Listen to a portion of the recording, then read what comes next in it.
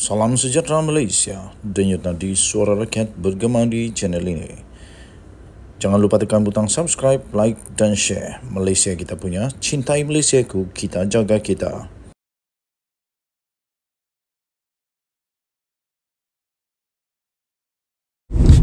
Salam sejahtera Malaysia, denyut nadi suara rakyat bergema di channel ini. Okey, tuan-tuan dan puan yang dihormati sekalian, hari ini hari Isnin, kita hampir melepasi bulan Mei, masuk kepada bulan Jun. Tak lama lagi pilihan raya. Satu lagi seri pilihan raya yang dinanti-nantikan oleh seluruh rakyat Malaysia, yang akan menentukan adakah siapakah yang sebenarnya paling berpengaruh sekarang di Malaysia ini. Okey, terbaru ini Ketua Polis Negara akhirnya mengumumkan keputusan yang dinantikan oleh rakyat Malaysia. Beliau berkata, Ketua Polis Negara berkata, orang ramai berhak tahu apa yang berlaku. Pihak berkuasa tidak boleh berdiam diri. Itu kata Ketua Polis Negara. Saya setuju. Orang ramai, rakyat Malaysia berhak tahu apa sebenarnya yang sedang berlaku, supaya tidak adalah kabar-kabar angin, tidak adalah banyak lagi konspirasi lah konon, komplot lah konon, berlaku lah inilah itulah. Tapi dengan adanya kenyataan muktamad dan sahih daripada pihak yang berkenaan, terutamanya seperti Polis Diraja Malaysia, ini amat membantu supaya rakyat Malaysia mengetahui perkara sebenar. Hubungan baik di antara Polis Diraja Malaysia dan juga pengamal media dan akan kekal utuh dan akan berterusan pada masa akan datang. Itu janji daripada ataupun satu petanda baik daripada Ketua Polis Negara sendiri, iaitu Tan Sri Akril Sani Abdullah Sani, berkata media adalah jambatan dan di antara Polis Diraja Malaysia dan juga rakyat. Kata beliau, orang ramai berhak untuk tahu apa yang berlaku, maka kami pihak berkuasa tidak boleh berdiam diri. Ia akan menimbulkan spekulasi jika terus mendiamkan diri, kata Ketua Polis Negara itu. Dan itu amat benar. Untuk mengelakkan daripada spekulasi yang berlaku, maka betullah apa yang dilakukan oleh Ketua Polis Negara ini. Katanya, jika kita sentiasa berhubung dengan media, cuma mungkin dengan jadi kita akan sentiasa berhubung dengan media, katanya, cuma caranya mungkin akan berbeza sedikit, katanya. Terdahulu Akril Sani meraihkan 80 pengamal media dan 30 agensi dalam majlis Haiti bersama media di Mes Pegawai Kanan di Bukit Aman pada hari ini. Hadir sama ialah Timbalan Pengarah untuk kumpulan berita harian, iaitu M. Tilanandran, serta pengarang kumpulan berita dan ehwal semasa, dan rangkaian TV Media Prima Berhad Kamarudin Mape. Turut diadakan adalah taklimat berhubung pasukan khas elemen perkauman, agama dan institusi diraja 3R, dan disampaikan oleh Ketua Pengarah Bahagian Pendakwaan dan Undang-Undang di 5 Jabatan Siasatan Jenayah JSJ, Datuk Muhammad Zainal Abdullah. Okey, tuan-tuan dan puan-puan yang dihormati sekalian, saya amat gembira dengan kabar ini, supaya spekulasi-spekulasi yang tidak benar, perkara-perkara yang masih menjadi tanda tanya, akan jadi perkara yang sahih, dan rakyat pun tidak menjadi semakin bingung dengan keadaan spekulasi-spekulasi yang akhirnya boleh menjurus kepada fitnah-fitnah yang tak baik. Okey, so tahniah diucapkan kepada Polis Diraja Malaysia. Tahniah diucapkan juga kepada semua pengamal media di Malaysia yang nampaknya akan mendapat green light dan mendapat berita sahih daripada Polis Diraja Malaysia. Sekali lagi, mari kita sama-sama untuk membangun negara Malaysia.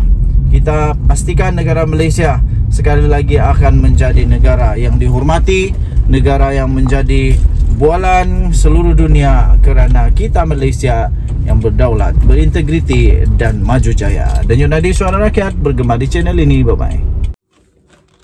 Salam sejahtera Malaysia, Denyut Nadi Suara Rakyat bergema di channel ini. Wow, Azmin sahkan 8 bekas pemimpin UMNO menyertai Perikatan Nasional. Habislah kali ini Zahid Hamidi pening kepala lah. Tapi mari kita tengok siapakah pemimpin-pemimpin, bekas pemimpin ini. Adakah memang ini bekas pemimpin yang memang bagus dalam UMNO ataupun memang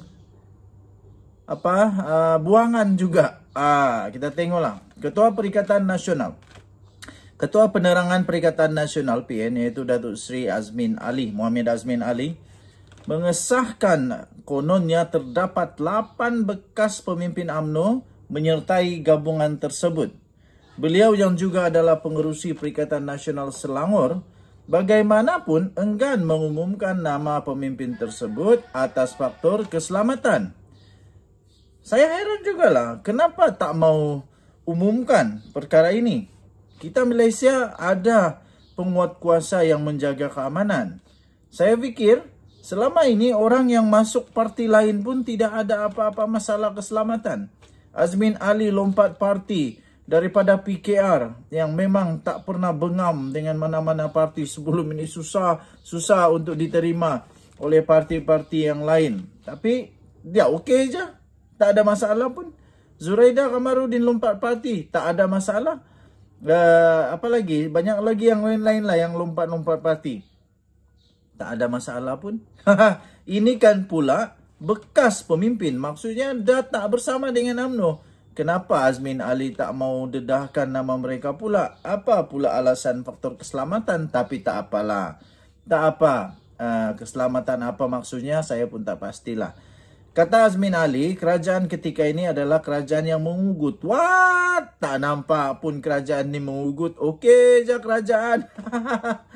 Okey, tapi tak apalah. Kalau Azmin Ali kata kerajaan yang mengugut, mungkin dia takut kena ugut kah? Tak tahulah. Kalau mereka dapat tahu, dia akan ugut dan akan tekan. Itu satu perkara yang tidak baik, kata Azmin Ali.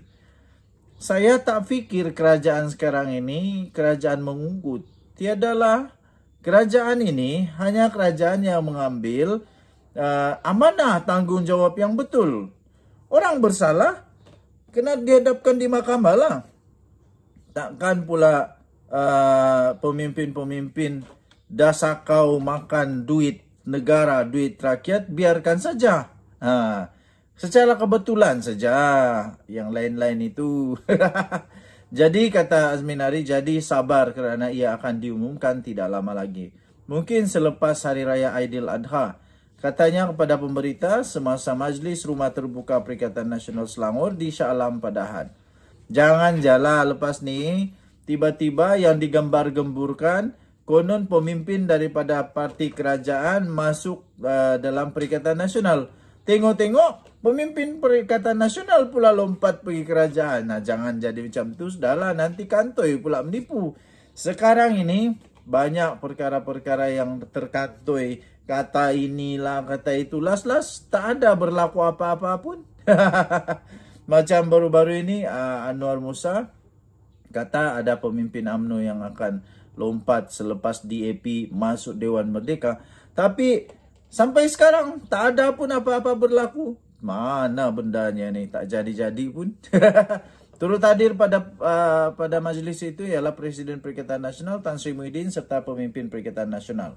Muhammad Azmin Ali turut menambah rakyat terutama di Selangor menyambut banyak perayaan tahun ini dan dia akan dilanjutkan sehingga pilihan raya negeri tidak lama lagi.